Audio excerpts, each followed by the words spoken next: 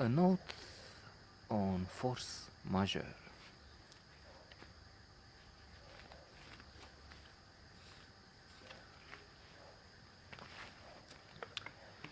This is one of those,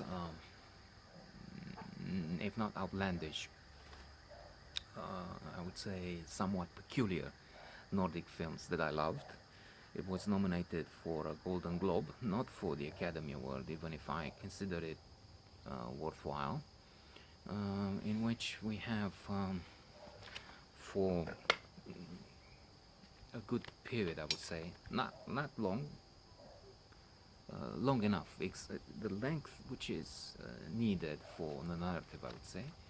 We have an introduction, we have a serene, uh, pleasant, if not zen atmosphere.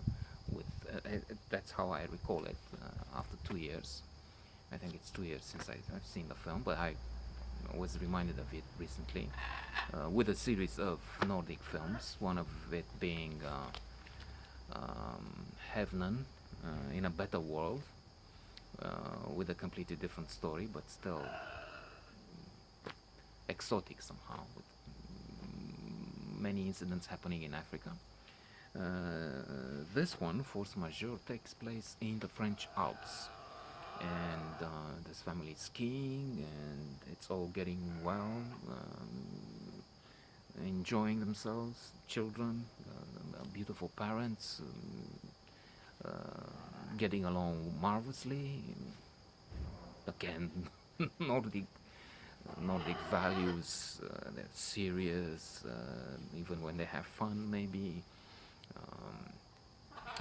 polite, educated, mundane, civilized, somewhat maybe sophisticated. Creme de la creme. They are there, the happiest people in the world in many polls.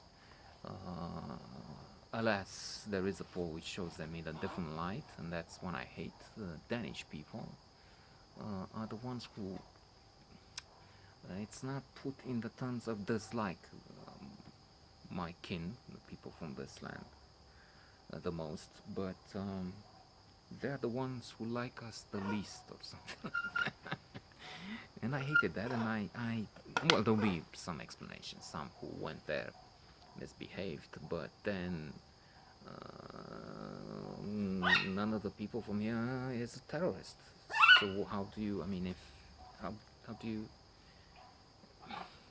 account for that? Termina. Anyway, returning in the north Norway is also heading the charts for the highest GDP per person. For a big country, we have Qatar and other smaller places, but then it's a different idea. Plus, Qatar doesn't take into account the many poor they have working there in construction. And we'll see how this new situation affected them with conflict with Saudi Arabia and the rest. So everything comes tumbling down, all this serenity, all this beautiful image, perfect family, representatives of the Nordic gods living on earth, our role models. I'm not into that, actually, to be honest. When there's an avalanche.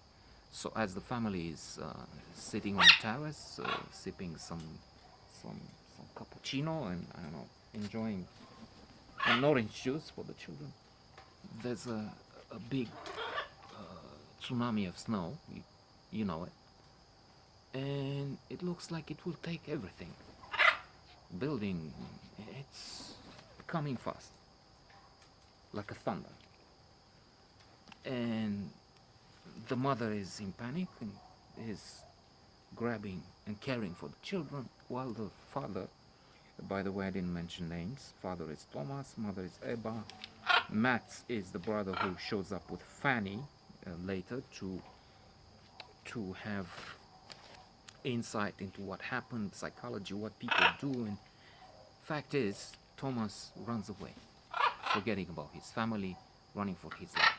And then this becomes a theme of what happens in situations like this, when a calamity strikes, when it's catastrophe, and what happened with the instinct. And there's talk between them, and then it's also the brother who has the import.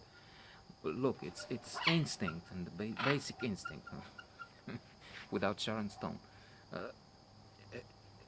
what what can you do is how can you abandon your children? It's not, I mean, it's not the brain. And it becomes, as I said, a meditation on human nature.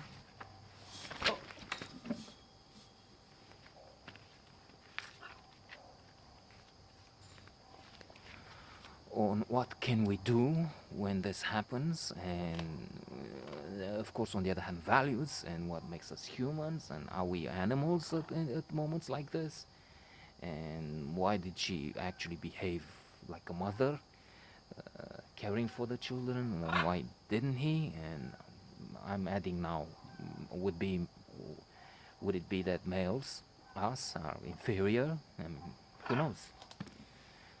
Maybe we should be discriminated against as males.